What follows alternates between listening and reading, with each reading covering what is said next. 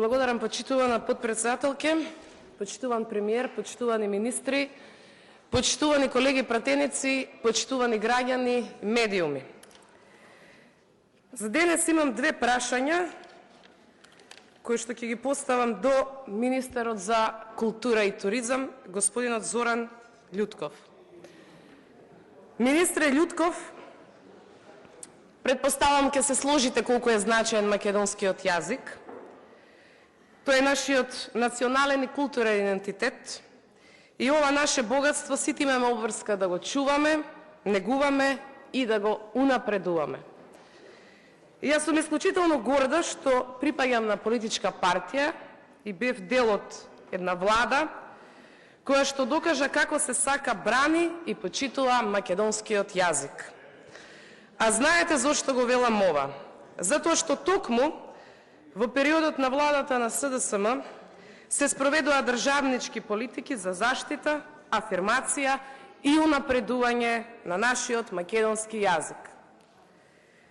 Тоа беа политики кои што треба да ги продолжи секоја влада која се грижи за својот мајчин јазик, а особено влада која што во јавност пропагира силна риторика и ветувања на политики за промоција на македонскиот јазик.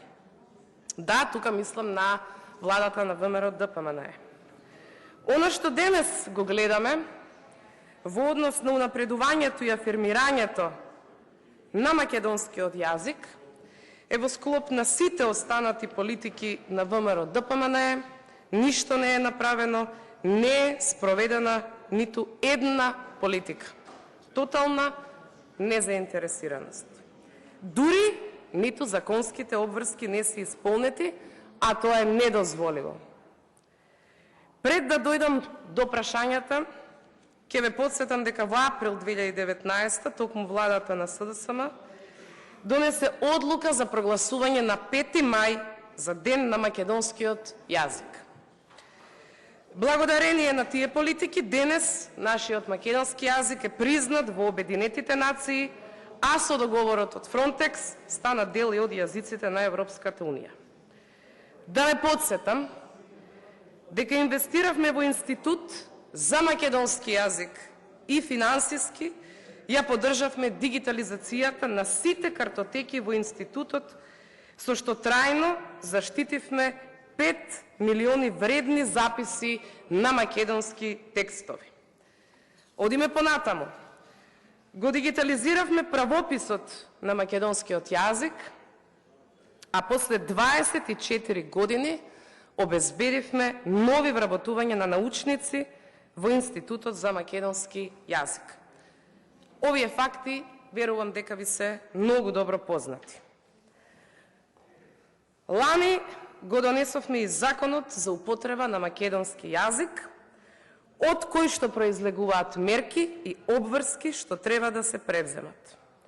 Тоа е задолжително лекторирање на сите официјални материјали со јавно објавување на лекторите, вработување на лектори по македонски јазик во сите јавни институции и органи на власт, основање на инспекторат за употреба на македонскиот јазик за контрола на примената на законот. Од овој закон произлегуваат и мерки за стипендирање на ученици и студенти на сите нивоа на проучување на македонскиот јазик, како и отворање на работни места за лектори во институциите, училиштата, издавачките куќи и медиумите. И после сето ова имаме влада на ВМРО ДПМНЕ и имаме министерство кое не превзема ништо. И внимавајте, по ниту една обврска од овој закон што произлегува не е постапена.